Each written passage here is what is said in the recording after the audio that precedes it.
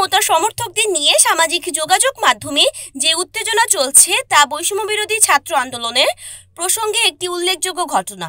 নাহিদ ইসলামের বিরুদ্ধে কিছু বিতর্কিত অভিযোগ ওঠার পর তার সহযোদ্ধা বা সমর্থকরা একত্রিত হয়ে উই আর নাহিদ হ্যাশট্যাগের মাধ্যমে তাকে সমর্থন জানাচ্ছেন। তারা দাবি করছেন যে নাহিদ ইসলামকে নিয়ে যে অপপ্রচার চলছে তা উদ্দেশ্যমূলক বা রাজনৈতিক উদ্দেশ্য হাসিল করতে করা হয়েছে। এটি পরিষ্কার যে সম্প্রতি এনআইবির মহাপরিচালক পদের নিয়োগ নিয়ে সৃষ্টি হওয়া বিতর্কের প্রেক্ষাপটে নাহিদ ইসলাম তার ঘোষণায় জানিয়েছেন যে নিয়োগপত্রটি মাত্র কয়েকদিনের জন্য কার্যকর ছিল এবং পরে বাতিল করা হয়েছিল। এ বিষয়ে তার বক্তব্যটি রাজনৈতিক কৌশলের সঙ্গে সঙ্গতিপূর্ণ বলে মনে হচ্ছে, কারণ তিনি আওয়ামী বিরোধী একটি গ্রুপের দায়িত্ব পালনের অভিযোগ করেছেন।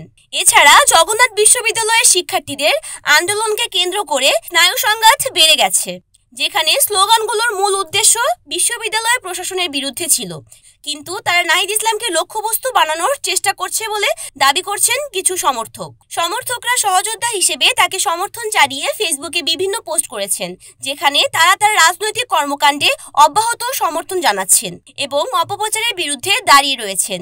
তরুণ নেতাদের মধ্যে এ সমর্থন তাদের ঐক্যের আদর্শকে আরও শক্তিশালী করছে এবং আন্দোলনের পক্ষে তাদের প্রতিজ্ঞাকে পুনর্ব্যক্ত করছে।